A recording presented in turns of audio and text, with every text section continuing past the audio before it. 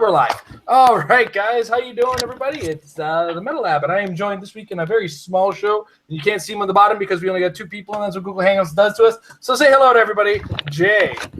Hi. And I, of course, Jason. We are absent a Tom and Mike. Mike has a comedy gig this evening, and Tom took it off for wrestling this week. That's probably why we're going to try to run fast. This is a pay-per-view tonight. That's kind of what I'm getting at. So wrestling fans, hey, it's probably why you're not watching. With that said, Jay, how's your week been, Heroclix wise? Some casual games yesterday, with mostly retired figures. And that was about it. I played against the Cho Hulk, who was ridiculous. I remember I hit him for 4 damage. And then he killed a 30-point Ultron drone and healed back 5 because of his trait. Oh, wow. So that was really obnoxious. But otherwise, did not get much as far as the competitive scene outside of just theory crafting. Yeah, that was also a lot of my week. A lot of my week was theory crafting around some of the previews that we've seen so far. As well as today we had a more competitive tournament of 401 games. I was mostly there to meet a couple people who I had arranged some deals with some of my Golden Age stuff. But I took a chance to try out an idea I'd been bopping off of my head at first, and it didn't go so well, to say the least. But it's one of those situations where it's the early stage testing where I wanted to see if one of 2 figures was going to work out for me. And neither did. I tried to run an armor team with the Iron Man, the Spider-Man from Superior Foes of Spider-Man, and along with a Sinestro, who I wouldn't even be able to use at Origins anyway, so it's a moot point. Anyway, ultimately the team just turned out to be not very good. And a lot of it was the fact that I was up until 4 or 5 in the morning playing Magic the Gathering with some friends last night, and I made a lot of rookie errors today. So I played like trash, and everybody played good, and I was capitalized on. I was taking advantage of. It was terrible. But yeah, that team. That I had a feeling about that team, so I kind of took it off the table early. I do have a little bit of practicing to do with Amber for the next couple of weeks, especially once this Wednesday comes around and we have our What If product, our purchased What If product in our hands. That said, we have got our unboxing product. We have filmed our unboxing. It is in for editing. The piece-by-piece review will be shortly after that. We also saw a delay with our Wonder Woman stuff. So, for all the perks that we get from WizKids, we don't get the same perks from Canada Post. Let's just say that. And I'm just going to go ahead and cough and die for you guys on screen. I apologize for that. That was out of nowhere. I'm babbling because, like I said, I was up till 4 in the morning playing Magic the Gathering last night, and I'm ashamed of myself. Let's get into the news, guys. We got 3 new previews to go over this week, and here we go with the In-Betweener to start. So the In-Betweener comes with the Elders of the Universe, Cosmic, and Mystical keywords. He's got no real name because he is the In-Betweener. He's a super rare. He's got a trait, in the end, all must balance out. When In-Betweener is KO'd by an opposing character's attack, if the attacker's force has more than 1 character, that opponent chooses one of their characters, either a character with the highest point value or the lowest point value. If it has the highest point or the lowest point value, that character is KO'd. If it has the highest point value, deal that character 3 unavoidable damage. He also has the Nexus of Realities movement power, which he has on his last 4 clicks out of 8 clicks in total. The In-Betweener can use Phasing Teleport when he does after actions resolve. If he moved half of his speed value or less, he may make a close or range attack. And then he's got a special attack power, which he has on his first 4 clicks. Equal and opposite attack. Give In-Betweener a free action. Choose an opposing character with range and line of fire. In-Betweener can use the standard attack and damage powers the chosen character can use until your next turn. He's got probability control, a lot of high defense that go to a really low defense, and then 2 more semi-high defenses that go to really low. Power Cosmic, mystical keyword. He comes in with 8 range, 2 targets, and he's 222 points. Oh, for a long time we've had those divisibles of 5s, and this is weird. But Jay, what do you think of the In-Betweener? He looks like casual fun and looks like a decent play in sealed because you should be able to fill him out with something supporty, but otherwise not going to see competitive play, I don't think, at least anytime soon. Yeah, usually figures of the stature haven't been seeing a lot of competitive play, and now we've lost Pandora's Box as an option to just give him defense. We really have to work at that. And now he is pretty tough, and he does have Mystics, which goes a long way, but he's got nothing stopping Psychic Blast. So in the long term, Psychic Blast is very obtainable, and really just he doesn't quite hit that mark. But like you said, for Sealed, he's going to be pretty key. But next up, we got one of the chases, the Venom Hulk.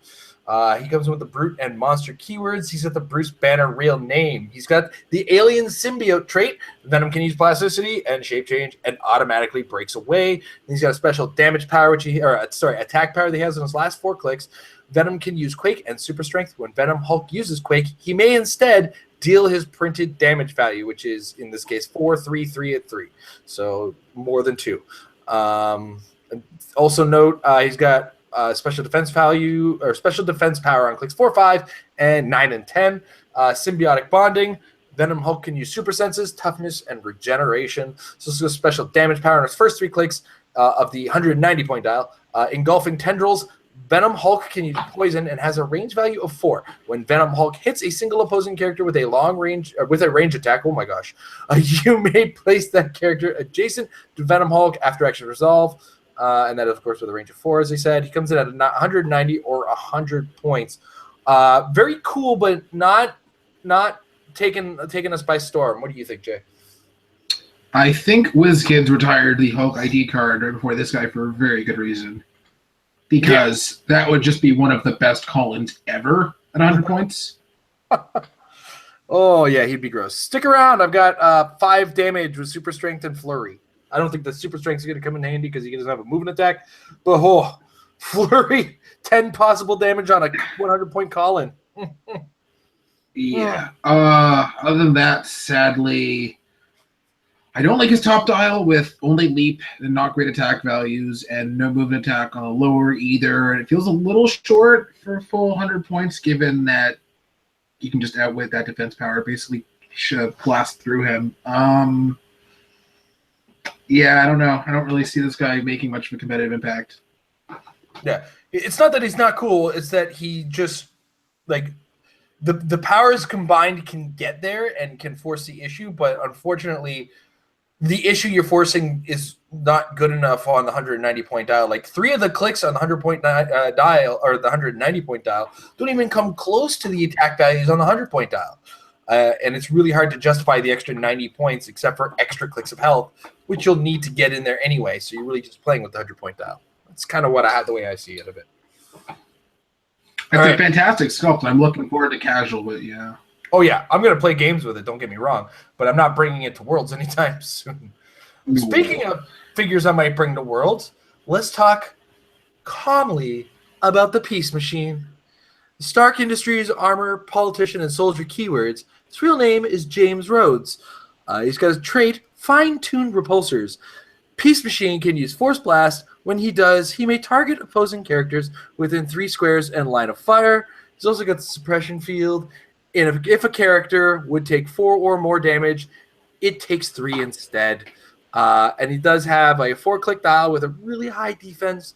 He's got Indomitable with 7 range. Outwit on his first 2 clicks, some support for healing later on, plasticity because he likes to hug, and he flies. He is the Peace Machine. Jay, what are your thoughts on the Peace Machine? I'm sorry. He's very confident. I hope I didn't put anybody to sleep. I haven't put myself to sleep. That suppression field trait is game changing.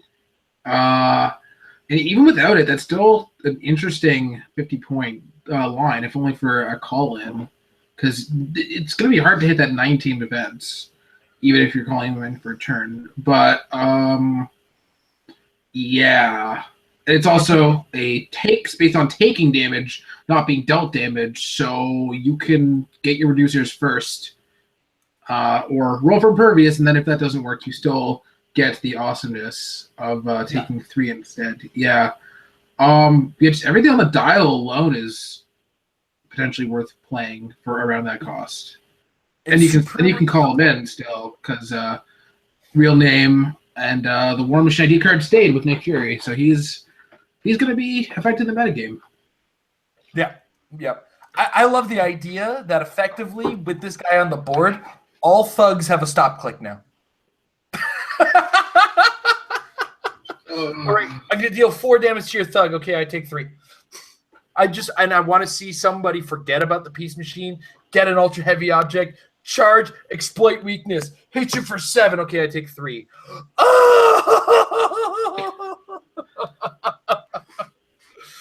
And it's going to happen for the first little while with this guy. But at the same time, even if you are aware of this, you're actually looking at it in a manner where you have to adjust in general and not get the extra damage that you usually want. Because it's always tempting to go, damage, get all the damage in, do the killing, get the guy. And, 4 or 5 damage combinations, 6, 7 damage combinations are coming out of the game.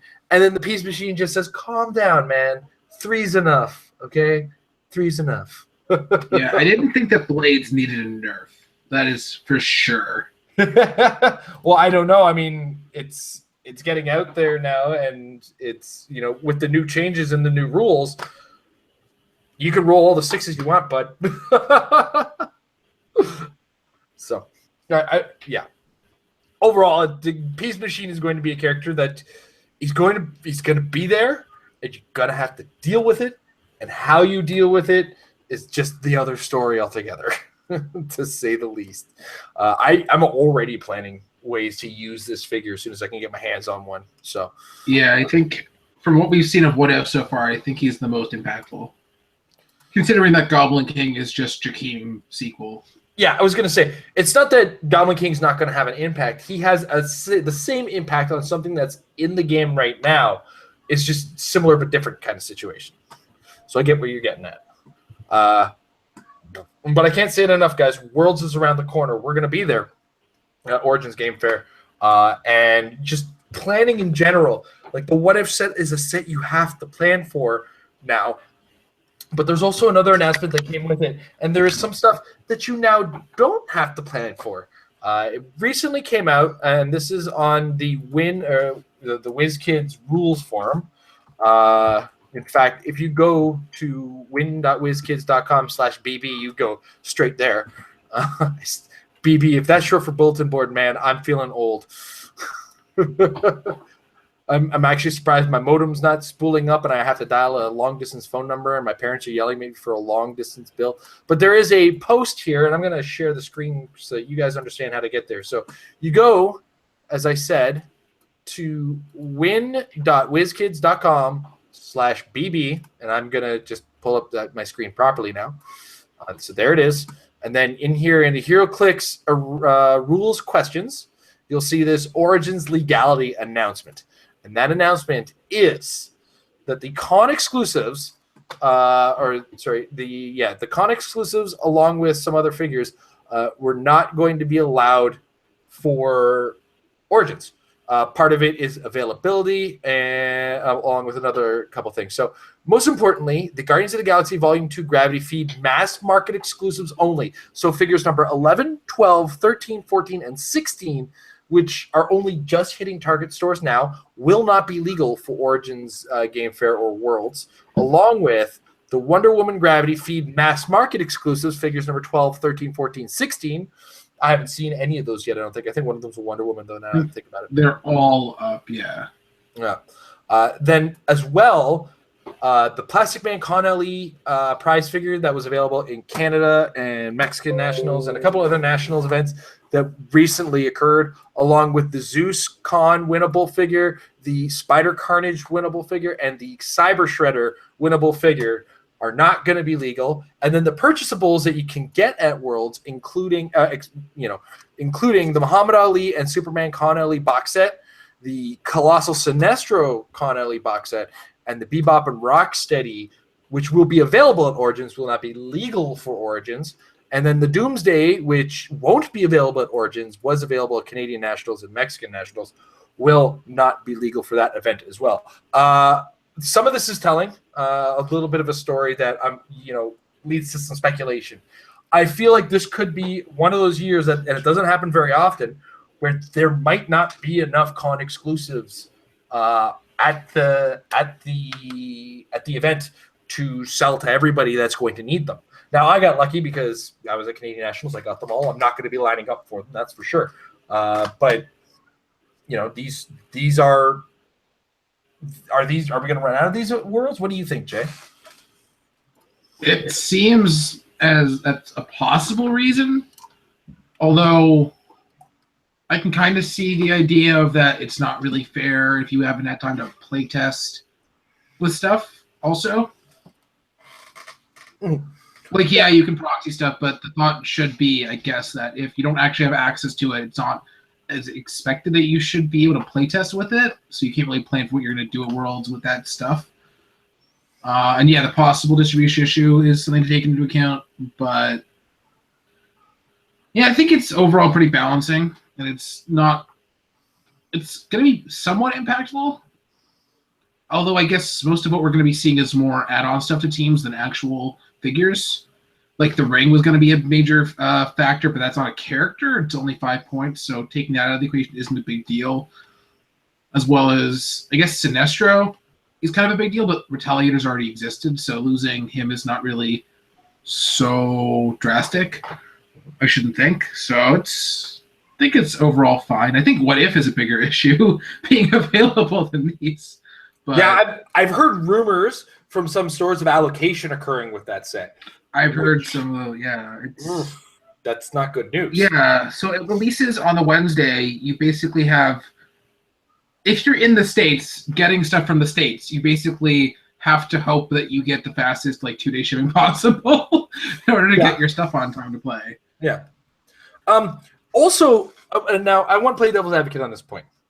There was a time, I don't know if you remember this, when U.S. Nationals used to occur before Canadian Nationals. We had our national event after the U.S. And during that time, Con LEs came out. And then when we came to Canadian Nationals, those Con LEs were legal for the event. But now, when the U.S. has to wait for them, we can't use them? Racist. You're talking about Faust? I am most certainly talking about Faust. Most certainly. But I'm just bringing up our point of view on that, or the general point of view is, hey, we've got it. You guys have done this, to us before. Why?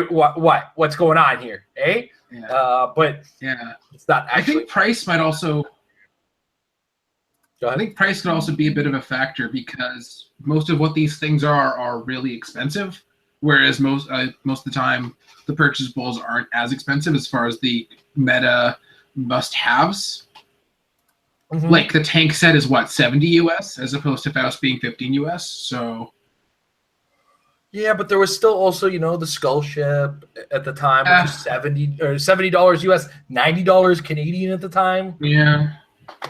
Anyway, like I said, that's not my actual opinion. I just had to play devil's advocate in this case and just raise that eyebrow. It's like, oh, I see. So when it's the other side of the coin, all things have got to stop, right? When do we get the advantage here, guys? It's interesting though because of how the proximity of origins to people that came from the States or go from the States is similar to proximity to Canada. So what? All Team Pusheen was at Canadian Nationals. They could buy stuff. A bunch of other competitive Americans. Like we had, obviously, Adam came from Michigan. So it's not even as if a lot of those competitive players aren't going to have access. Because I don't think we ran out of anything except for Doomsday, right? So yeah. And I'm just gonna wrap this up with my brow beating right there. Here we go. It's just gonna beat that brow right. Just beat that brow. Anyway, gripes aside, I see why it's occurring. I kind of understand. At the same time, I don't. But I just have to suffer it. I can't use the boxing ring, even though it won our nationals. Can't use the Sinestro Colossal because I really want to. He's really cool, and it just brings me back to the day. I honestly, at times, there was a couple teams I came up with that were using Muhammad Ali. because I just want to be in the middle of the play area screaming, "Fly like a butterfly, sting like a bee." Well, the Superman is a very playable call-in, so that's impactful. Also, another factor is that was going to be an ID card that was going to show up, because right now, Target Superman is probably one of the best real boys for the round table or teleporter. Just stop saying round table, doesn't exist anymore. What I'm talking about. The round table. Speaking of which is going to be our next little tangent, or our next little segue, as it were. It happened this week. Rotation has occurred, ladies and gentlemen. Oh, man. So, with that said, some sets are gone. I'm going to pull them up. But, Jay, with rotation gone, what are your thoughts right now about the state of the game and where it's going? In fact, we've had a Rock Super Qualifier this past weekend using this new rotation, if I remember correctly. So, what is your takeaway right now about the state of the game with some of these figures leaving? I'm kind of torn, because there's some stuff gone that I'm very happy that it's gone, but it feels like we're in a worse metagame now than we were before. Because, we lose Justin, therefore essentially Krang, but he might have kept some stuff in check, which can now be a thing that exists. Let's see. Ultron Jones are gone, but now we have 140-point tentpole who can call in essentially whatever you need, and then also pick support powers to help that call in. And then we're going to get another pick a power character who's 175 and can call whenever they want. So, yeah. Now, it does, granted, take their turn to do that. Never forget that part. Yeah. So. I feel like overall, just the most impactful thing that we're actually going to have overall is Krang goes away, but he never really won anything. I feel like given the what if set and what characters we're seeing in there and what we get from Marvel in general, I think we're going to feel the loss of the ID cards the most. I'm already seeing so many figures from the what if set that if the ID cards for them were still legal, be really good. As are some of the inspirations, how you can't pull off the Wonder Man Superman combo anymore. Which is funny because I actually at that event I saw somebody playing the Tom's past team, so I bet he felt the sting of that missing ID card there. Yeah, because Tom would choose one ID, which would be Superman, and I have Invincible now. Then he would choose Wonder Man, and guess what? I have Invincible now. So that was one of his I feel like overall the loss of the Hulk, Thor, Cap, and Iron Man ID cards is just going to end up being a huge thing, especially because we're getting a Thor set now, and all those characters are going to be basically what we get from Marvel. So I feel like overall that might be the most impactful part of the rotation. Yeah, we could also see the ID cards become an arms race, because originally there was at least the 4 that were super simple to get, right? Because you got them for participating in Age of Ultron. That participation prize is gone. So now it's where do I get these easy to get ID cards? Now, I've heard rumors that some of the giveaways for the new version of New Guy Night, or the Sidekick Night rather, are going to be the Spider-Man IDs and the Doctor Strange IDs, which I think is awesome, especially considering how many versions of both of those characters we're about to be given. Great. Awesome. But there will be an ID card arms race in some cases. A lot of cases is going to be the pick power choices right now, or how you're going to find your way around that seems to be the metagame. But also, I'm noticing the Shredders are not going anywhere, guys. They did show up at this the Rock event that we are discussing, which Paris Gordon ended up winning using a Jakeem Thunder and a 30-point Joker, along with, I believe it was the Atom and Teleporter. What else did he have? Do you remember off the top of your head? Something's obviously Supreme Intelligence, but I think Overdrive he had. Did he have a Supreme Intelligence? I thought I had a Teleporter. No, I think he had just ID cards, I think. Supreme Intelligence. No, you're right. He had a round table for to roll all the power cosmic inspiration. And then he had Proteus on Joker. And then because Overdrive was in the car, Proteus would just pop out instantly if Joker died, which is not happening ever because that's an 18-click dial plus healing. Yeah, so Jakeem, I hear he's decent. Yeah. So, on that thought, let's just quickly talk about rotation occurred June 1st. That is when rotation occurs now that Worlds occurs in Origins, and we're on a steady schedule again. This time around, and we've done this on the show before, so I'm going to go quickly through this. We are losing, out of the 5-figure booster sets, The Flash, Trinity War, Avengers Assemble, and Age of Ultron are gone. Fast Forces attached to whatever those sets is also gone. The Age of Ultron movie starter set is gone. The Age of Ultron movie set is gone. Convention exclusives from 2013 and 2014 are gone. So that includes figure D005 Batman. I believe that was the Vampire one, along with the Pandora's Box, Phantom Stranger, and Question for the Trinity of Sin team base, along with the team base itself. Superman and Wonder Woman duo, Batmite, Gentleman Ghost, Trinity of Sin team base, like I said, the Holiday Mephisto, Old Man Logan, Death Mask, Obnoxio the Clown, Shuma Garath, and the Holiday Elf, as well as the 2014s, which is, I believe, the White Lantern Batman, World's Finest. This is the female World's Finest duo. Jonah Hex, Amazo, D16 Batman is not being rotated because he came out later.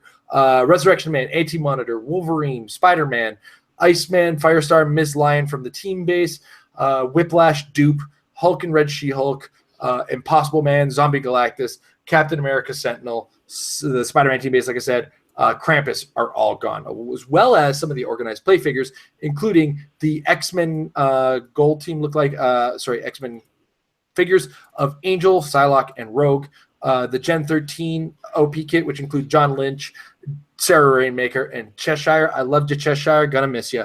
The Excalibur one that came with Pete Wisdom, Captain Britain, and Cannibal, along with the DC Justice League one, which came with Black Canary. Gonna miss her the most. Wonder Woman and Wonder Girl. Then we lose the Justice League strategy game, the Age of Ultron Legacy of Hank Pym box set, and the Free Comic Book Day Avengers Quick Start kit. Bet you forgot that was modern legal as well. The ATAs for in general are no longer a modern age format tool. And yeah, so all that stuff shifts to the side. It's no longer part of us as part of the modern age game. And I'm pretty sure all of us are kind of saying, so long, Justin, you're no longer making robots great. But is there anything in particular you're glad to see go, Jay, other than Justin Seyfried? As far, Ultrons are the obvious answer, but I don't think there's anything that was really so terrible and game annoying and whatever besides the box, just because that made this defense's control. Well, yeah, as well as encouraging stall tactics with the whole get to godhood thing. Yeah, well, I never really saw a lot of stalling in that case because they're not stalling, but turtle tactics. Yeah, turtle tactics is a thing for sure, but never like prohibitively bad, if that I've seen. But then again, I've been sucking for the past little bit, so let's not kid ourselves, right? And I know when to admit I've been on a downturn lately. But that said, part of me is going to miss the Quinjet. The other part of me is not. Because seeing a Quinjet across the board meant you knew you had work ahead of you. And you also knew that the game was going to go to time for the most part, unless you lost really quickly, which could also occur. Quinjet was potent. It was a good flexible tool. I'm going to both miss, but not miss it at the same time. I'm going to miss telling you guys I told you so, and as I said last week about Pandora's Box, because all you guys, I think you were actually on my side on this one, but I know Mike and Tom were like, I don't know if Pandora's Box is really going to be the thing. I was right. I remember I actually played the box very early on at a home game at your table, and I found it was very potent. Yeah. Hey, I tried to do it with Magnetos. Don't forget that. Oh, I remember that game. That was a team that was way better on paper than it actually turned out to be. But dude, it was cool. Don't lie. We all liked it. We all loved it. I'm not gonna miss the Faust Loki team, which the goal was to open the box. Because good luck seeing or targeting that. Yeah. But Jakeem came along to help with that. So Yeah. Although new rules for Pulse Wave make Loki not immune to it, so doubly so. Yep, doesn't matter anymore, Loki. You lose the Pulse Wave. And I can't wait to get where all the Pulse Wave go, guys. I don't know if you guys noticed, but there has been a sudden drought of front-loaded Pulse Wave for sure, with the exception, of course, of our Jakeem Thunders and our Green Goblin Kings, and guys that can pick it. So either way, it's an interesting time. I say that at the beginning of every rotation, and then WizKids does something that makes me go, well, okay, it's not interesting anymore. But I'm looking forward to it was like make me do that. You remember the 3 months when we didn't have a pick a power character in Modern last year? Yeah, that was the three zombie super scrollless months. It's like, I don't have to hear the word zombie super scroll. Awesome. All right. Hey, Joker's Wild's coming out. Oh, look, Johnny Thunder. There's a Prime Jakeem Thunder. What are you guys doing? We just got rid of this. I still remember when I saw that Johnny Thunder had an A, I was like, okay, we're going to get the most meta Jakeem Thunder of all time. Yeah. It's like, oh, guys, picking a power, a lot of people liked it. I wonder why they like it. They like it because it's super powerful. But at the same time, like, you can't deny when they put it on the right characters. It's impossible. So as long as they continue to put it on characters that it makes sense for, I'm okay with it. But, we do have to understand as well, when we do start letting characters just willy-nilly pick powers, it starts to come back and bite in a way in competitive play, which is equal parts okay as well. Sometimes having the things that have to be beaten in meta play, it just does, I'm babbling. I'm tired. I'm very tired. I found it very funny also that just as basically resources are gone, we get a dude who has the Infinity Gauntlet back again. So we're back to square one. Yeah. It's not only that, it's he doesn't have to do anything for it now. He's reflective of it at this point. It's like, well, he's great. better than the Gauntlet was, because the Gauntlet gave you pick one power. Yeah. He's still better than that. Well, they gave you pick 2 powers because you're not getting +2 to all your stats. That's true. Right? Oh my god. And the only downside to the Infinity Gauntlet is, I might roll over. Oh no. Which was also the only time I ever rolled high on the Infinity Gauntlet, I want to point out. It's like, okay, well, I only need a 2 or 3 to get it, and it's Jason rolls, so it should. All right, Jason Math shuts down when you need Jason Math to work. Jason probability is improbably probable. But Jay, what are you looking forward to most in Worlds with this new meta and just in general? I mean, like, it's a big event coming around the corner. We're both going. What are you looking forward to as a whole? I'm looking forward to Jakeem for multiple reasons, because he's a character I actually like. And just the 2 big characters in the format are characters I love, and one of them is my favorite because Alan Scott. So I'm looking forward to that, but I'm also looking forward to it being the obvious play. So easy to plan against as well. So it kind of cuts both ways there. Teams is always fun. Oh, I like that. I'm very happy how they scheduled things, that everything is a different day now. So there's no overlap. I think they did a fantastic job planning planning the week's events at this point. Like, and I'm gonna pull it up in a second just to remind everybody. I'm starting to feel like a bit of a starting to feel like a bit of an ad at times, guys, but honestly, I can't stress enough. A lot of times people come with the questions like, how does Origins work? How does Origins work? So now I got like 3 videos where I've told you guys what's going on. The only thing you need to know, get your Origins pass, and I suggest a full day's pass if you plan on doing everything. It's $60, a little pricey, worth every penny though, because you really just sit in that Heroclix area, have a lot of fun. when you get there, buy your generic tokens immediately. Like they're $2 a pop, and you're just going to be using them for everything anyway. So get your hands on a stack of those as well. Bring water because you're going to be there for a while, or at least some kind of receptacle with which to hold water. I myself am quite happy that I got to see Mike Payne in person again today, and I have my fishbowl back. I'm getting it right now. I'm getting the fishbowl. Yeah. I'm looking forward to how potentially easy it's going to be to get into Worlds because I only need to place top 50 percentile at US Nats to be qualified. I guess I'm vamping. You're vamping. Yeah, it's going to be fun. Just getting to sit in one area for 4 days straight and only play Heroclix is just ridiculous. And hopefully Battle Royales will also be fun if I either bomb out or do well enough at US Nats to don't have to worry about getting into Worlds. That's going to be a lot of fun. How long are you going to be? It takes a while to fill this thing up. Give me a break. Oh, okay. I got it back, baby. Got it back. Nice. But don't fill it with liquor at Worlds, please. I have no intention of doing that. The only time it's ever seen liquor was when we bought it. Okay. Also, for scale, those of you who've seen me, you know how gigantic my head is. So on comparison level, God, guys. He's not quite Jason Kume level, but he's up there. Yeah. He's just a big guy in general. All right. So let's talk about the organization of Worlds as it is, because I'm tangentially all over the place, and I love talking about this, and I just love looking at the schedule. It's so beautiful.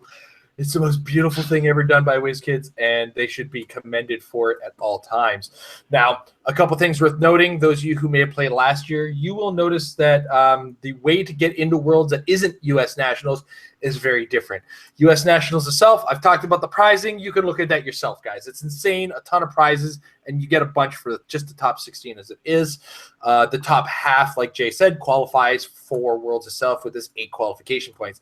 The qualification points you really only earn at Worlds itself. With that said, don't care about Dice Masters. Wait, and then mention, I guess it's worth mentioning, bottom half of the US Nats gets half of what you need. Absolutely, which means you only need to place it in the top 2 of one of the grinders we need to talk. So yeah, everybody is getting at least who competes in US Nationals. Sorry, I'm going to pull that back up. Gets at minimum half of the required qualification points for Worlds itself. So if you get in the top half, you're qualified for Worlds. Congratulations. Go relax. Go grab some food, some wonderful food around the convention center. I suggest the chicken and waffle, the artisanal chicken and waffle place across the street with great craft beers. The bottom half, you're halfway there. You get 4 HeroClix qualification points. Now, there's more than just U.S. Nationals in order to get these qualification points. You can also get them at these little, what I've been lovingly called grinders.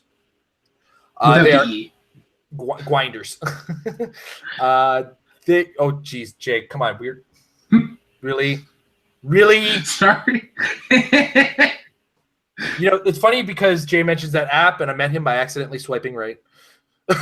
All right, so the World Championship qualifiers themselves are limited to 8 players. They run on the Wednesday and Thursday between 2 o'clock and 8 o'clock.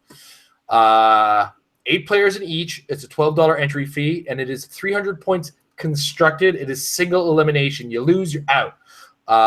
If you win, you get your 8 qualification points. You're in. Go ahead, relax, chill out for the rest of the day. Go play some battle royales. If you're in second place, you got a little bit more work ahead of you. You got half the qualification points. You either have to win another one of these or get second in one of them. If you're in third and fourth, you get a Con LE prize, but you got to go back to the grind. 5th through 8th, you get some bystander tokens. Back to the grind, guys. Sorry to hear it. And you need 8 qualification points to get into Worlds, which you only get in the top 2 of these 8-person grinders. So you basically, if you place bottom half of US Nats, you need to do that, and then you need to do a grinder, and then you need to win 2 games in a row, basically. And then you're exactly. In. That's not so bad at all. It's not terrible. And that's right, because when it's 8 players, that's 3 rounds, right? 3 rounds of play. And then when you're done with those 3 rounds, if you win 2 of them, you're in second place guaranteed. right? Win in order, guys. Win order counts. So don't just give up that first round. If you give up that first round, you just spend $12. You gotta go spend another $12. And then there's the World Championships itself, of course, along with Team World Championships. I don't know if you were here for last week's episode, Jay, but did you notice this little element? Yeah, that's nutty. 3 times.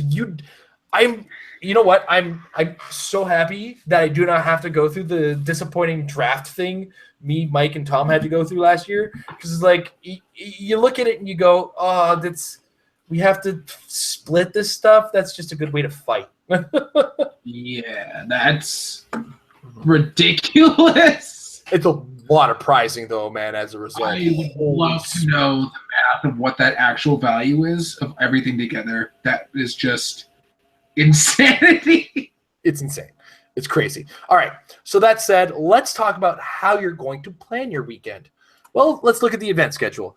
Now, everything starts on the Wednesday first thing. Registration starts at 11 a.m. What does registration account for? Well, at 2 o'clock, the World Championship qualifier starts. And then the World Championship qualifier registration ends at 5, right? So, at 5 o'clock is the last time they start up the qualifiers, because obviously these things take about 3 hours to do, right? With that, at 8 o'clock, everything ends on the Wednesday. Wednesday is a very short day. So 2 to 8 is your chance to qualify on the Wednesday. Now, the Thursday, registration starts at 9 a.m. 10 a.m. is when U.S. National starts. Strictly the U.S. National event. And side events start as well, the Battle Royales, etc. At 11 a.m. is the Teenage Mutant Ninja Turtles scenario, which I'm going to read up on eventually because I'm kind of excited for this. And then at 2 o'clock is when the grinders start again, because that will be about 3 rounds. That'll be after 3 or 4 rounds of U.S. Nationals, so that you know your situation from U.S. Nationals, and you can start signing up for the grinders. As well, around 3 o'clock p.m., there's that power outage scenario itself. 5 o'clock is when they stop registering for the qualifiers. 8 o'clock is when the qualifiers are all over. Friday is registration starts at 9. So Wednesday and Thursday, these are your days to qualify. But that's it. You can focus on qualifying and then go play Battle Royales. You're done with everything you need. Come Friday is when everything else starts. So at 10 a.m., the World Championships starts, and then Dice Masters and Star Trek Attack Wing, whatever. So World Championship starts at 10 a.m. on the Friday. There's also some side events going on during that. And then there's a Marvel Modern Age theme team scenario. Other stuff off to the side. The Saturday is Team World Championships. Now, you notice there's not a Team Championship World Qualifier, Team Championship Qualifier. I'm guessing they're trying to reduce the amount of product that they're going to need for Team Championships, thus reducing the waste, et cetera, et cetera. For those of you not familiar with teams, I'll explain how that works in a minute. But then once you're done with the Saturday, Sunday is strictly Battle Royales and scenarios and side events, guys. And it's so beautifully like this. I want to frame this wonderful world schedule that they put together, man. It's so less stressful. All right, but Team World Championships, how does this work? It's 300-point Team Sealed. What is Team Sealed, you ask? Well, it's quite simple, and it doesn't look like they put it up here. But you'll see the entry fee is $72. What that means is you're paying for 3 players in sealed play. That's $24 a head, if I'm incorrect. Nope, that's right. It's $24 a head. 2 packs. 12, which is $12 a pop, right? So it's basically 2 battle royales per person. Now what you'll do is you'll open up 6 packs, you'll put them all in a pool, and build 3 teams from those 6 packs. But you get to mix and match and everything like that. Really cool, fun thing. And what ends up happening is each player gets you'll assign each player an A, B, or C, and then each of those players will match up with another team's A, Bs, and Cs. And you'll play off in singles matches, and then it is based on the record. So if 2 of your team members win, you won that round. If all 3 of you win, that just means you're doing better than another team who's 2-1 in the same round. Ultimately, a win is still a win, guys, right? It's what we call in the tournaments breaking the ties. Ties happen. I'm 1-1, you're 1-1. Who's 1-1 is better, right? So excited for this. Awesome weekend. But do we know what the set is for that yet officially? I have no idea what the set is yet. Heck, last year we didn't know what the set was. But the original plan was we're going to do an X-Men qualifier and a World's Finest qualifier. Everybody heard World's Finest, like, ain't risking the chance of a God pack in one of these goddamn things. So forget it. Not letting it happen. There was an uproar, and then it was all Uncanny X-Men, which was great. A nice balanced sealed set anyway. So I have no idea what it's going to be. If it's Avengers Defenders War, that's going to be interesting for the team dynamic because of just the sheer number of figures every team will end up having on average. But it's hard to say. If it's what if, there's going to be so much confusion with the cards. Well, we were discussing this before. It's like if you pull a Goblin King, that's still only one out of your 3 teams, right? So you can still go 1 and 2 if that happens, right? So because the Goblin King is only one of your guys doing well. You still have to build 2 other teams in this group, and those 2 other teams have to at least eke out one more win, even if that Goblin King goes undefeated the entire time. Got my little daughter running in the background. So, yeah, I love that dynamic a lot. All right. If you got anything else to add, Jay, before we move to questions? I enjoy the format because it's basically sealed, but you also get enough product that it's not like you are going to pull absolutely nothing. Unless you're like me, in which case you do. Because last year my team qualified for day 2. And between our 12 packs, we got Common Prime Emma and 1 Super Rare, which was Proteus, out of 12 packs between the 2 days. So it is technically possible to pull that crappy, but it's realistically not. So it's quite an interesting format. Yeah. And I enjoyed it. In fact, last year, for the qualifying rounds of it, my team went 3-0. I personally went 1-2. But I won in the 3rd round when we needed it because Mike's team went undefeated, which is great because Mike had a really good team. Tom went 2-1 because in the 3rd round he had a bit of a rough match. But in the 3rd round, I managed to squeak out the 1 win, and I ended up getting the win when we needed it. So sometimes, even if you're not doing particularly well, a win is the win that you needed, and you do get a little bit of relief off of that. So great. It's such a relieving thing and a great format overall as well, especially when you can let your team carry you. Thanks, Tom and Mike. Unfortunately, this year we will not have my Mr. Tom, wonderful voice to soothe me to bed and fight over blankets with. Right, you'll just have your wife for that. Yeah, exactly. But also was scrambling a little earlier for a 3rd for mine and Mr. Mike White's team. Unfortunately, our Tom Kerr and our Mike Payne will not be joining us at Worlds. Something has come up for Tom at work. He was originally super excited for it and really, unfortunately, is sad to not be able to make it. We scrambled. We found our 3rd member, who will be a surprise for those of you who will be at Origins. Yeah. Overall, anyway. We're going to move on to questions, guys.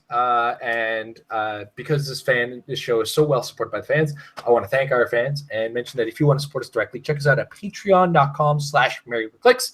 Hopefully this week we can get back on the level of getting some more cool videos out.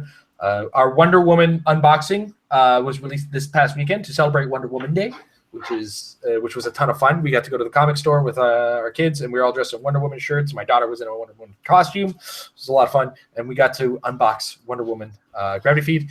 What If is just around the corner, guys. So look forward to that this week, along with some of the last meta fixes before World Championships. We're going to try to do some live content on the road from, or not live content, but like live updates as we can. They will not be edited. They will just be thrown up there with me holding like holding my tripod in front of my face. It will look like selfie stick mode, and you're just gonna have to deal with it. But we did, like I said, we've added the action tokens back to the pool of things that you can get from supporting us on patreon.com, patreon.com/MaryWithClicks. And if you are a patron for May, Your action tokens will be coming out at the end of June, along with your June action tokens. I will try to get the pictures for those as soon as we put in the order with Big Bully Game accessories for that. All right, guys, let's start with Facebook questions. And first come, first serve for, the man himself, the man with the stamp, Mr. Chris Stockhouse. Boom, put a stamp on it, buddy. I'm going to bring this with me when I see you at Origins. Nice.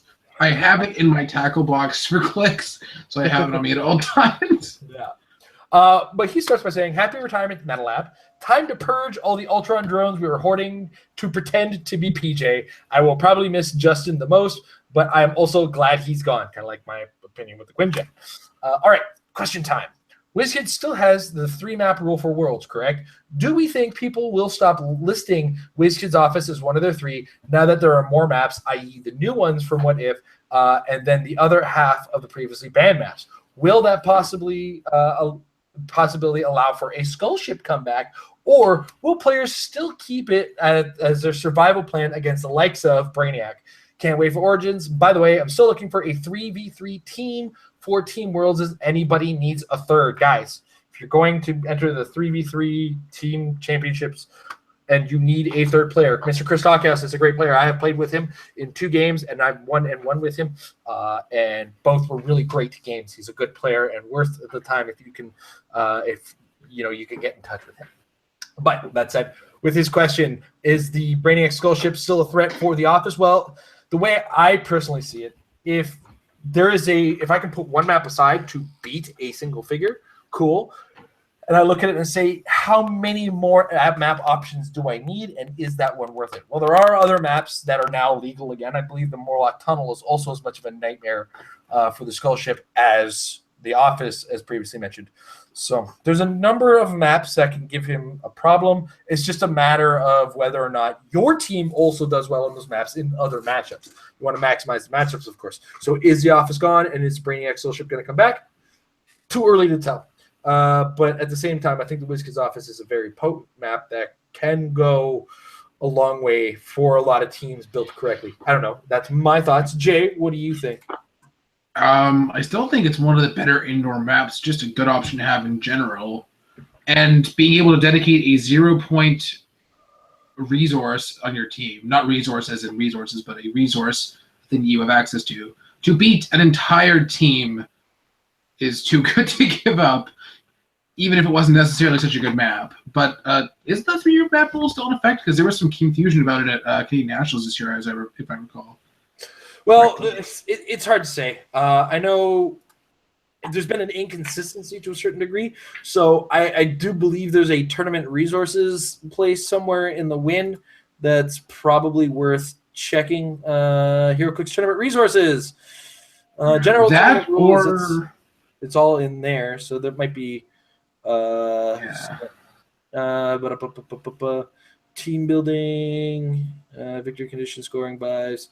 Maps. Players are responsible for bringing modern age maps for Heroclix constructed events. Tournaments may have a limited map list, see below, that restricts which maps will be allowed to be used in the tournament. The player who goes first chooses the map they wish to use. Players, blah, blah, blah, blah, blah, blah, blah, blah. So it's really the only mention of it there, and there isn't multiple pages. So it is actually hard to tell whether or not they're listing the 3-map limit for part of your build.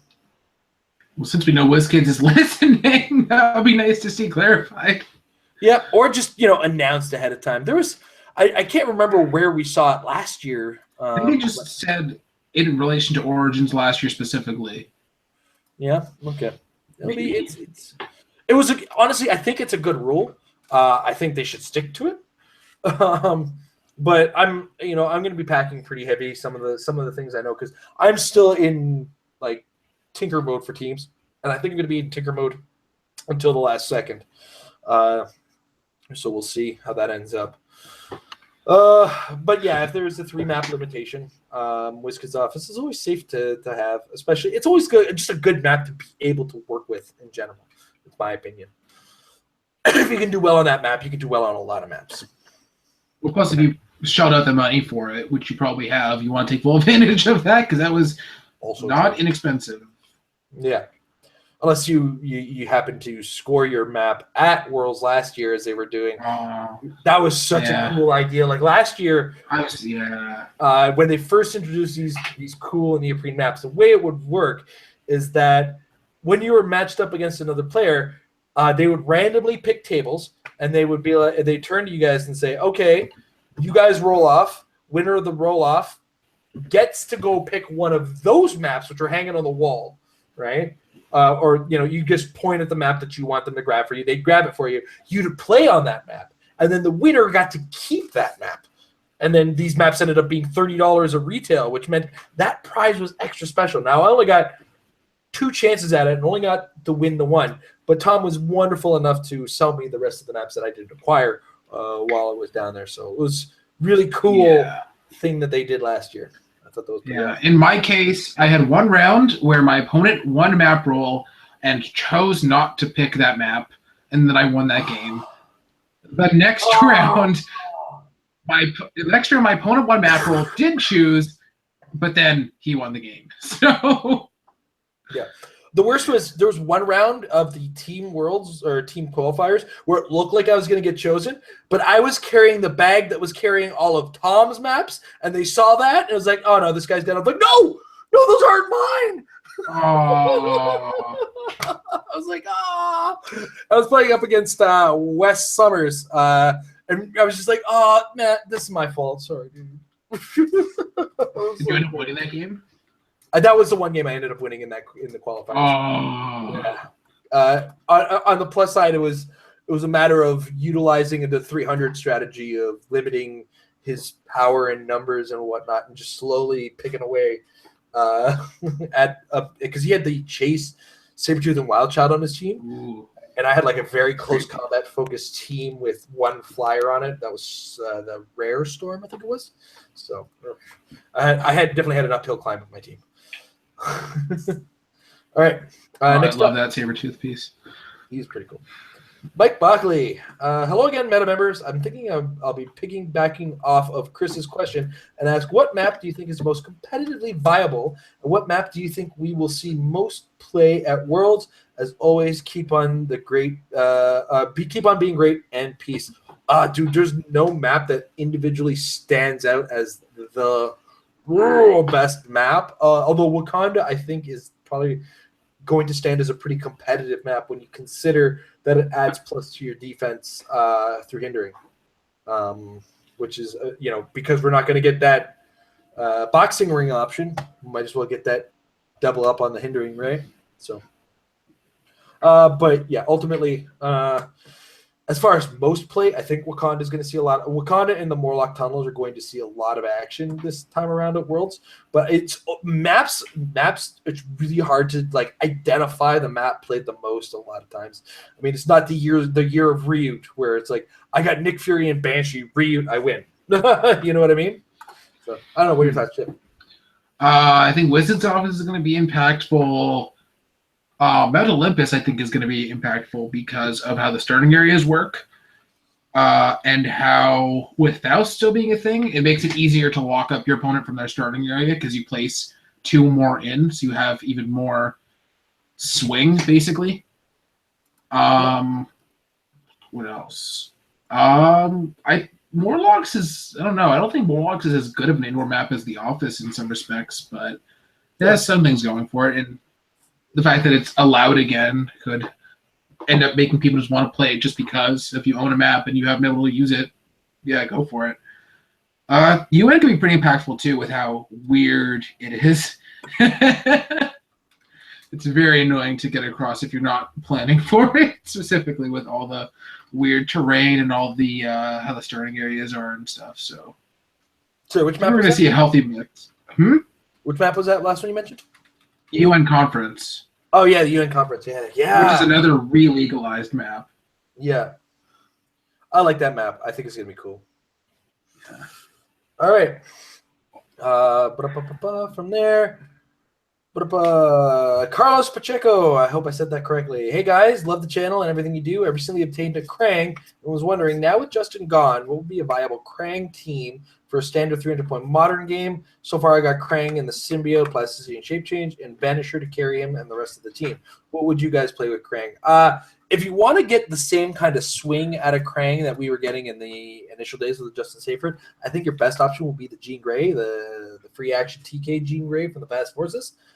Can get you that free action TK at the beginning of the turn, so you can still take the option to grow with Krang and do a big shot. The problem with that, unlike the Justin Seyfried strategy, is you don't have the safety bubble that he had prior. You don't get the big swing back per se, because you can't really get swung back by once you're colossal. So it's a very difficult thing to pull off. There may be some flying colossals that might save you a little bit of trouble, but for the most part, you're kind of building a little bit more patience out of Krang. He might be a good tent pole for your team, where you kind of don't rely as much on the big alpha as much as you're using that alpha strike at a well-timed interval. So obviously him and Baxter are good bedfellows, but that puts your team already at 200 points. So you got to work 100 points around there, if you ask me. But Jay, what are your thoughts on the matter? Robot theme, because now that Justin's gone, you can actually do that. Mercury is robot keyword, doesn't he? No, he doesn't. But they both have scientist. No, they don't. Okay. Krang's not a scientist. Nope. Robot, TMNT villain, Utrom. Oh, but they're both TMNT villains. That's why they're work together. I think robots is the way to go. Let's see. I put together Krang, Mercury, Irma, Intelligence Resource, because you get sidestep to start, which is pretty good for swinging. Get some good powers. And then there's 3 options for robot retaliators, both for the carry aspect and for other things. Like you can have a Superman Batman robot set up to destroy blocking with the retaliation, which is good in this format, as well as set up in power, because Krang's stats were already not good enough for me. And you can throw on the Toy Master from World's Finest main set, who is robot keyword. Yep. Even though he's not a robot and has support for robots specifically. Yeah. He's the first one they did where he actually had the keyword. Yeah, there's a lot of robot options. The theme is useful. Other than that, not so much competitive TMNT villain stuff. Utrom is not really either. But non-theme can be good too. Jean Grey for annoyingness is good, but I feel like 2 Mercuries might just be better. There's not too much competitive TMNT villain stuff not named Shredder. Well, you know what? New rules with a clone having leadership. You never know. Oh, dude, the clone. Oh man. Yeah, and you know who else the clone shares a keyword with? Mr. Jakeem. Mystical even. Oh my. Wait. Does he share a keyword with? Oh my God, he shares a keyword with Goblin King. Shredder clone, you are the worst. Why do you exist? You said that wrong. It is pronounced best. Oh my God. Get out of here. The best. That's because you can't roll dice.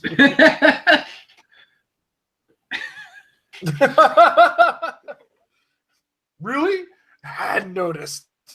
All right, we're hitting the chat, guys. So if you are in the chat live right now, put in capital letters question ahead of whatever question you might have. It makes it easier for me to see, although the chat's been a little less active today than it usually is, so it's a little easier for me to catch everything. Starting with Mr. William McMillan, who goes on to ask, when using the special object symbiote from Superior Foes of Spider-Man, do you have to roll each turn to see if you keep them, since it doesn't say you may? And I believe that's the roll to give you the +1 to your stats. Isn't that a free action? I believe it is a free action, which means you actively have to take a free action in order to do that, which implies the use of may. Yeah, it's a free action, so it's optional. It says give this character a free action, right? Yeah. Yeah. So ultimately, I see what you're saying. It doesn't say may, but because it explicitly says give this character free action is something they actively have to choose to do. Therefore, yes, you can skip over it altogether if you so choose. All right. Fabricio Granados. Not a question, but nor noticed the Guatemala Open was celebrated this Saturday, and a friend Gabriel won the event. His team being ha ha ha ha ha Joker, Anarchy, Faust, Penguin, Overdrive. Comment. That wasn't a question. That was a demand. Demand that you comment. Anarchy's cool. I know Anarchy's been an idea for a little while. So, and that Joker is just the distraction nuts draw in the world. It's so obnoxious and so well deserving of its obnoxiousness because it is the Joker. So it's very interesting how KCs are still not viable, both because the full points aren't still really uncountable because Nick Fury still exists, and it's you can't play the lower point ones anymore because Shredders exist, and now Anarchy could just be like, oh, I'm just gonna, oh, they're dead? Okay. I scored points first turn. That's cool. Yeah. One thing, I'm going to kick myself for this, I may have seemed a little dismissive of the Supreme Intelligence, which also got added to this team at a later point in the chat. I don't know if I was fully dismissive of it, but I'm starting to see a lot more of its potency. So I'm going to backpedal on that a lot and say, okay, Supreme Intelligence is definitely a viable thing, especially in a world where you get some powers from it and don't have to choose more, a la Jakeem Thunder or the Goblin King. So I'm one to admit when I'm wrong. All right. Jackson Agar, for a $100 budget, what pieces or teams would you suggest to buy if I want to play competitively in my area but are limited in funds?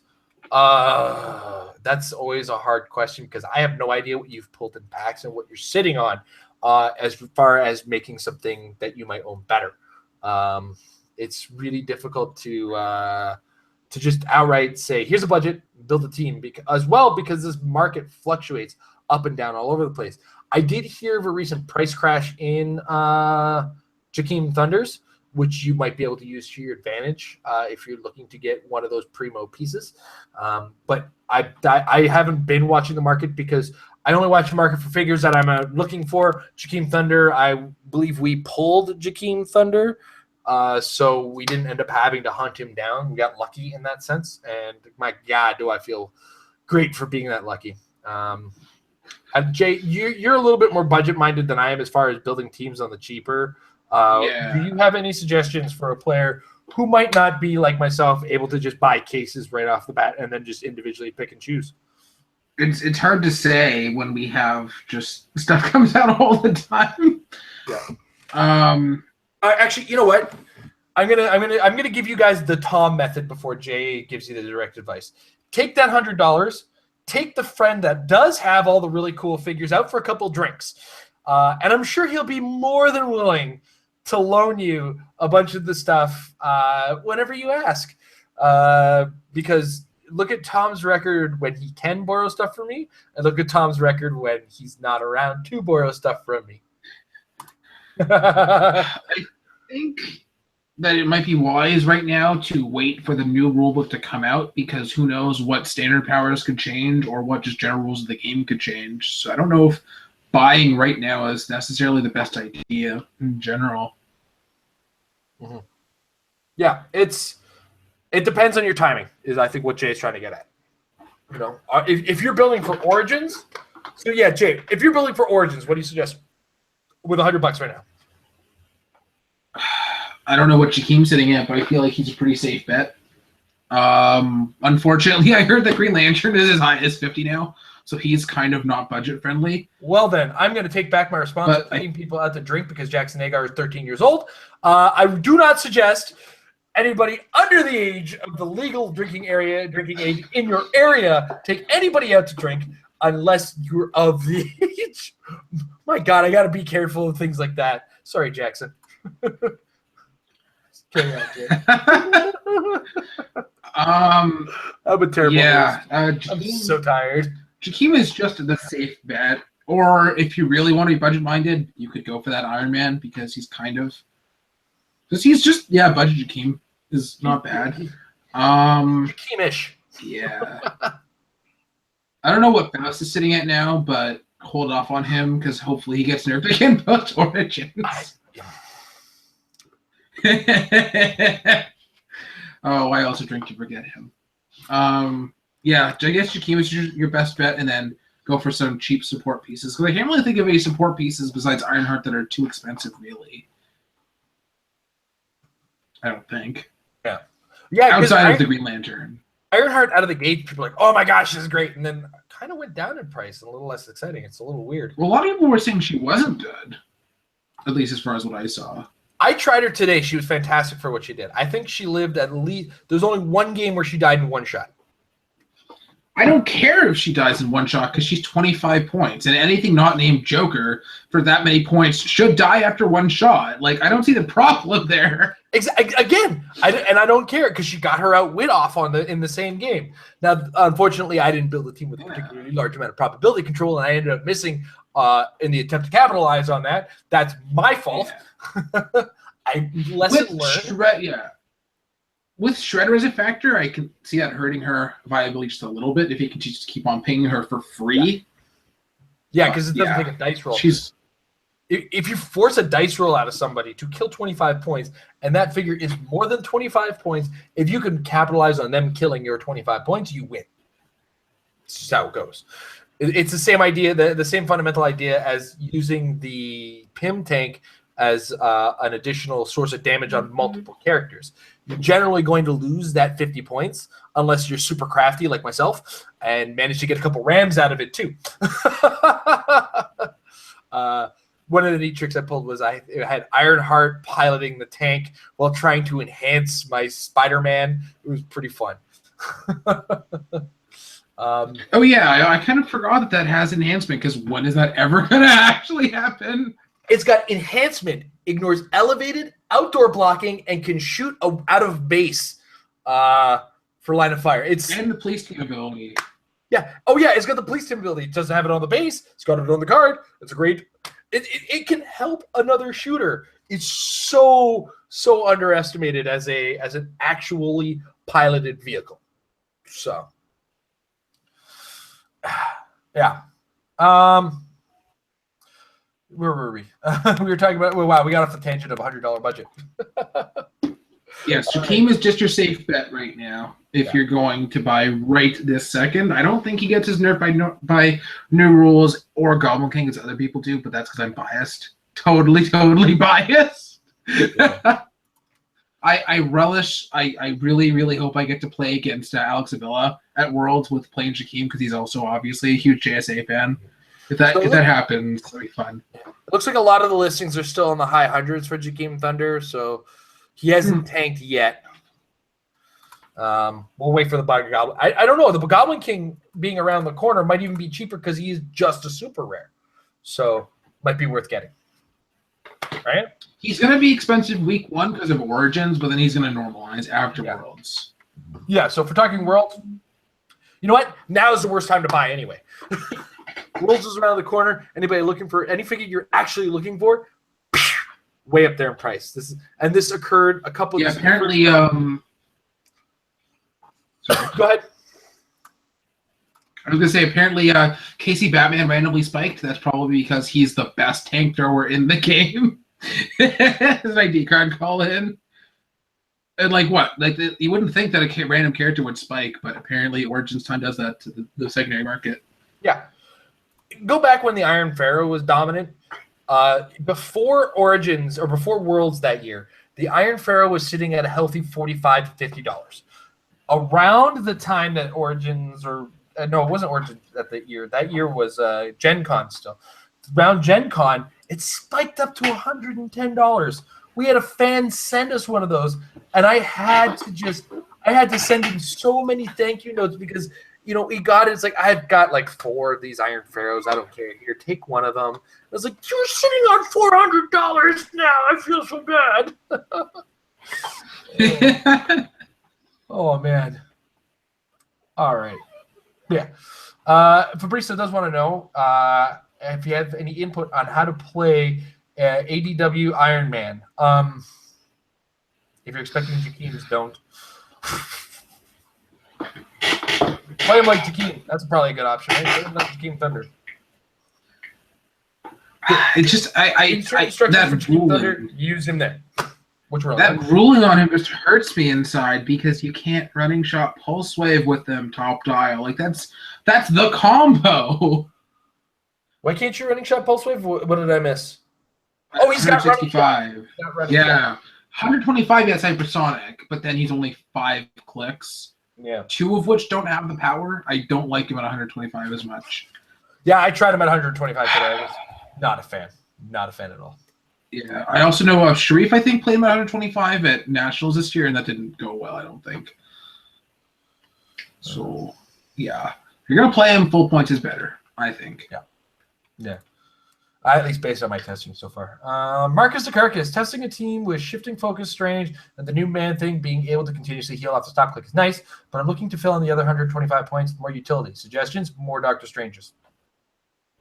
That's what Drake did at Canadian Nationals. It fared him fairly well. But I think he came up with that idea off of a SEAL team and how cool that was working. Yeah, you could always go with Doctor Stranges. I think they're super supportive. What are you going to do, Jay? Off the top of my head, I feel like Iceman and Supreme Intelligence for sidestep on him could be a pretty good addition there. Because the Supreme Intelligence has a top dial. Yeah, so that's 122 out of 125. Okay. It just works. Man Thing is 125. Iceman's 110. Plus 50 is 175. Yeah. 275. What math are you doing? Wait, what? You already have a Man Thing and Doctor Strange base. That's 175. At 100, yeah, that's 175. That's 285. Plus Supreme Intelligence is 297. There you go. That's off the top of my head, but we have mystical or defenders. I mean, I don't want to say Faust, but he is a figure that is mystical that exists that you should consider playing competitively.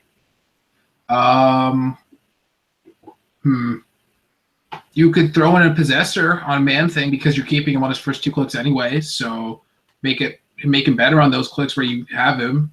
So that's an idea. Yeah.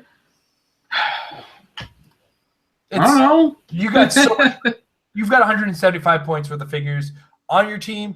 Build 125. You're pretty safe. You might be safe to stick to. I think they both have mystical, so you get a little bit more options branching in that direction. So take a look, see what's available to you. It's really hard to just say, build me a team. It's like, no, we don't do that here. It's not our that's not our job. James Porter wants to know what's the best way of dealing with Jakeem Thunder when building a Golden Marvel Turtles Cosmic theme team. Marvel Turtles, what? Oh, both are options. Yeah. Turtles doesn't have much pulse wave. No.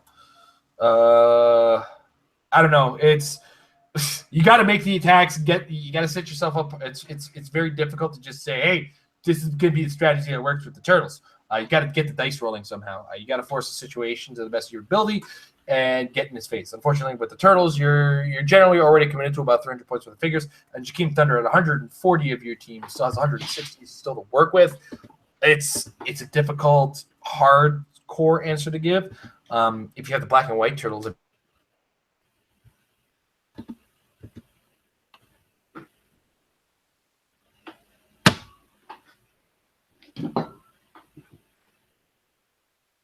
Any input? Turtles wise, I don't think there's that much that can really effectively deal with him outside of just Krang, really. Super Skrull is Jakeem, but better in some ways. I don't know. It's hard to think of a Golden Age stuff. Yeah. All right. Next up, Jackson Agar wants to know, what do you guys think is the best underestimated figure in Modern? I literally have a whole it's about that. Marvel. Let me just pull up my list of the articles so I can give you an answer. I don't remember off my head. I was going to say, Jay does a whole series of articles on that on majesticccg.com, which we'll talk about a little later. It's fringe characters. Why don't I use this figure? Yeah, one sec. Let's pull up my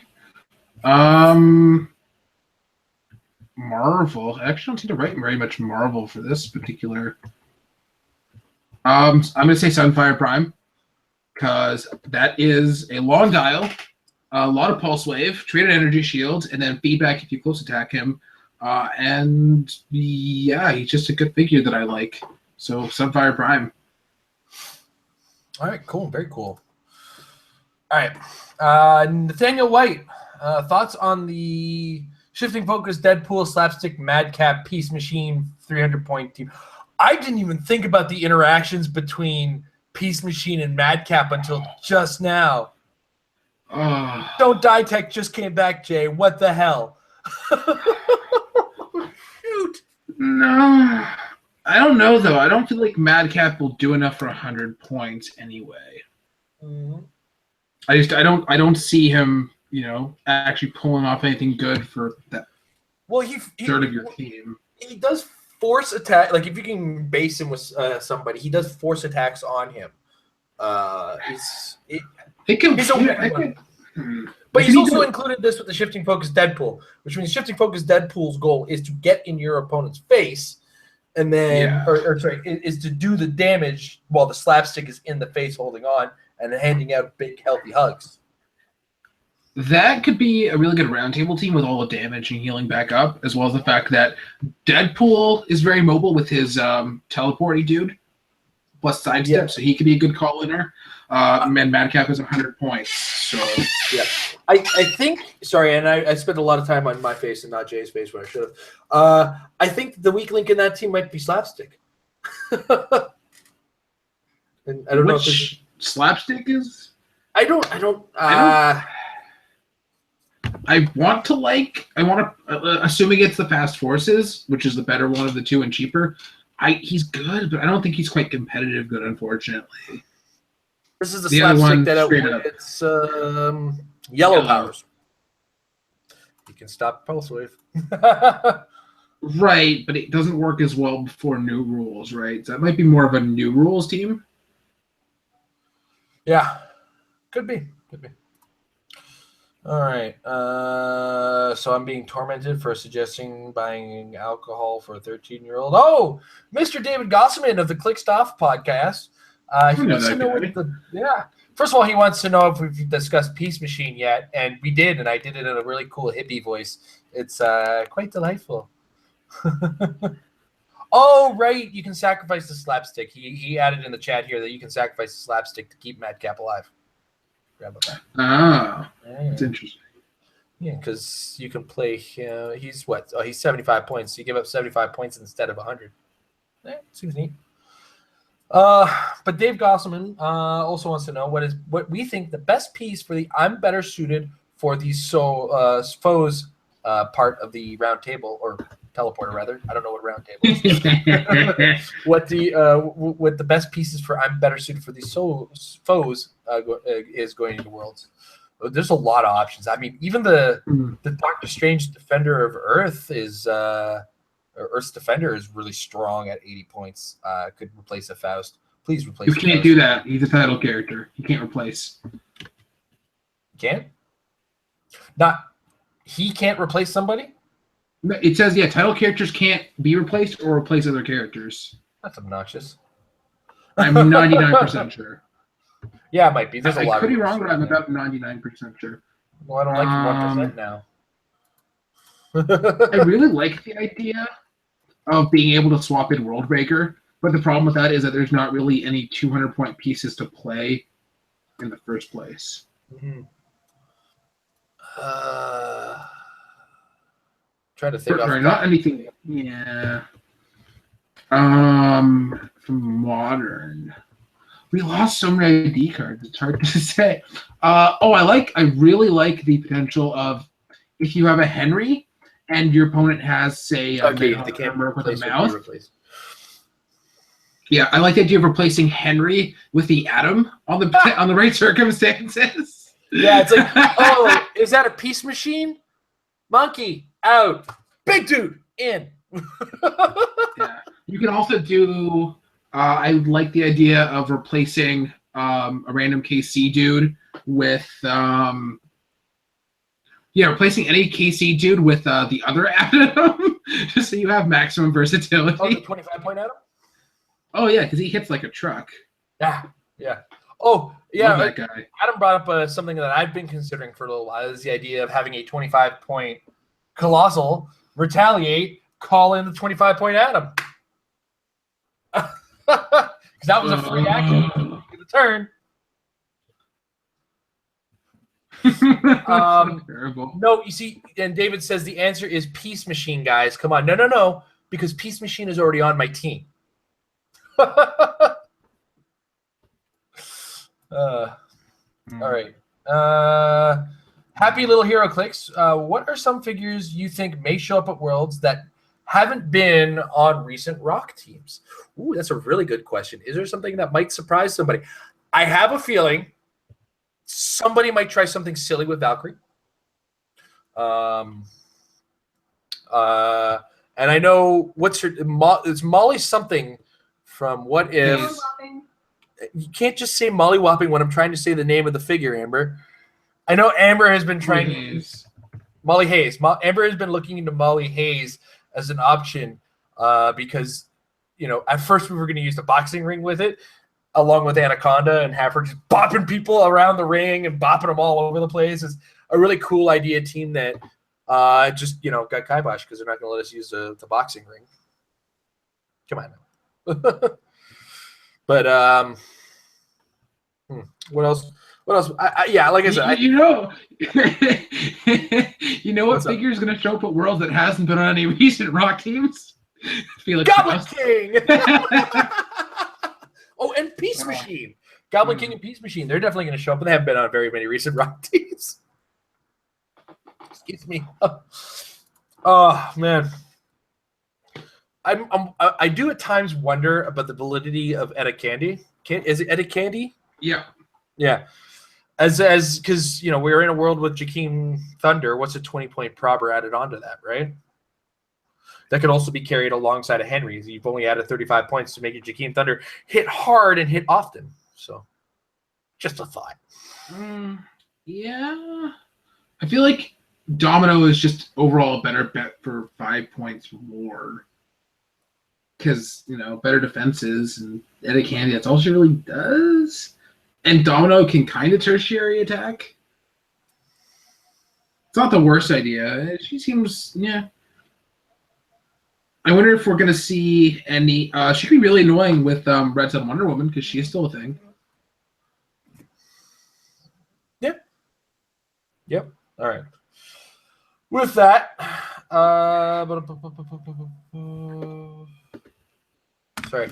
arranging my personal pack box opening for next week by accident during the middle of the show. Very unprofessional, and I apologize for that. But with that, guys, I've had some great questions today. Really looking forward to next week, or next Sunday, which is going to be the last episode before Worlds, where we're going to talk a little bit more directly. But I do want to let everybody know that this coming Saturday, and that is Saturday, we got a bunch of things coming up this week, and let me tell you. Friday, June 9th, if you're a patron, check out our patron hangout, which will be occurring at 9:30 p.m. Eastern Standard Time on Friday, June 9th. If you are a patron or want to become a patron, any valuation gets you in on that. You'll get a link on the patron page that you'll get access to the hangout, and you can get to hang out with myself and Amber. We'll post it live. Ask us anything, really. We're pretty generous about what questions you can ask us. But also, and Dave Gosselman did his presence in the chat did remind me of this. Saturday, June 10th, I am holding a round table with a number of personalities in the Heroclix world. It is going to be crowded and loud, and it is going to test my abilities to manage a large group of speakers. But for the most part, I'm going to let them talk. David and a couple of one of his co-hosts from Clickstuff is going to be joining me, along with a couple other notable members of the Heroclix community. Names I'm not going to mention because if they happen to not show up, I don't want disappointment to be had. But check that out next weekend. The week leading up to Worlds. We've got so much planned, and I don't know how I'm going to squeeze it into my already hectically busy schedule. So looking forward to a lot of this stuff across the week. And all of this, of course, brought to you by our sponsors, including hcrealms.com, your one-stop source, all things HeroClix related, guys. This is the place to go. Most specifically, because we're here already, the units section. If you're tracking your collection, building your teams, it's a wonderful little tool. I don't have a team to tease this time around, so I'm just going to be throwing random figures. But let's say my team, I want to throw an Electra. Boom. I put the little plus symbol. It shows up on my team, and it's already running a total. I want to add a Doctor Strange to that. Look, got 100 points. I didn't have to do anything other than click 2 buttons. It's a really amazing tool. I don't like this team. I exit out of it. I can pick my sets. I can use search, advanced search. I can look for modern age monsters if I want to look into what's available to me. If I'm building a theme team, oh my goodness, with my Goblin King. It's really, really cool tool to use when building your Heroclix teams as well. Look at that. Look at that. What are the modern age monsters? Check that out right there. Boom. As well, $100,000, Happy Little Heroclix, for me to click that particular link. So I get turning off ad block on some things. But also the forums, which is where the conversation is occurring. A lot of things people are talking about in the Heroclix world is where that is. So check that out as well. You got the rock section. Check out your local rock events, who's recently been winning events, what they've been winning with, and everything like that as well. You know, you get the iTrader, pick up some trades. You get the chat, which I think some people use. I don't know. I think Jay actually sent me a message recently. Look at that, giving away your competitive team again. Yeah, my competitive team consists of Electra and Quicksilver. Go ahead, counter build me, put figures on the board, you win. But of course, if you're also here, click on the shop button, put in the coupon code MARRIED when you get some cool stuff, and get 10% off your purchase. A little bit comes back to the channel and helps support us as well. We're also brought to you in part by MajesticCCG.com. Where else do you get the first in Heroclix Rock events and WizKids events? This is where you find out who's winning, what's winning. And if you want to get into some of the great minds of that, subscribe to the Apex Insiders. $3 a month gets you access to some of the great minds in the game of Heroclix, including Mr. Paris Gordon, Mr. George Massou, Mr. PJ Bolin, Aaron Cantu, and Jay Solomon is another contributor for his Why Don't I Use This Fig article. It's a really, really great place to get some of the great minds' thought processes, as it were. But, you know, check them out. Really great sponsors. Been hanging with Patrick for a long time as far as that is concerned. But guys, it's been great having you. It's been great talking to you guys in the chat. I apologize for my rambling and nonsensical ways because, like I said, I was up very late and I want to get to bed. So I'm going to watch some wrestling while I sit in my bed and eat Cheetos. While I think about Heroclix teams as well. Also, want to note, guys, get some sleep before you build your teams because your math sucks when you're tired. But on that note, guys, I do want to thank you for joining us. Thank Mr. Jay for joining me this evening. So it's not just me rambling at you guys in my tired state. And with that, guys, I do want to say get ready for Origins. It's an awesome event. And one of the best ways to get ready is to play Heroclix. Playing Heroclix is practice. And practice makes your team better. Have a good evening, everybody. Thank you very much for joining us.